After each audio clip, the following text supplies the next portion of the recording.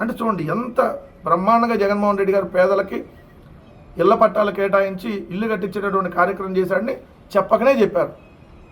చెప్పకనే ఈనాడు కిరణ్ ఒప్పుకున్నాడు. శ్మశానం పక్కన ఇంటి స్థలం మాకు వద్దన్నారని పెద్ద హెడ్డింగ్ పెట్టింది.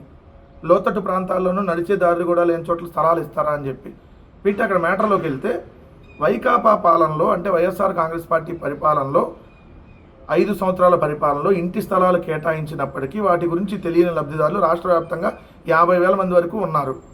ఇళ్ల పట్టాలు ఇస్తే వాళ్ళకి తెలియదని వార్త రాశాడు.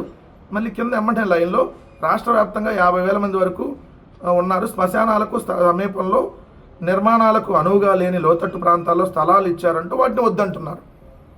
అక్కడేమో వాళ్ళకి ఎక్కడిచ్చారో తెలియదంట, ఇప్పుడే వద్దంటున్నారని రాశాం. తెలిస్తేనే కదా వద్దనేదా కావాలనేదా? అసలు ఎక్కడెక్కడ స్థలాలు ఇచ్చారో వాళ్ళకి తెలియదంట, ఇప్పుడే వద్దంటున్నారంట. అక్కడే దొరికిపోతే రాస్తాం. మరో 50,000 మంది గ్రామీణ ప్రాంతాల్లో కాలనీలు ప్లాట్ల కేటాయింపును పరిశీలించగా ఈ వివరాలు వెలుగులోకి వచ్చాయి.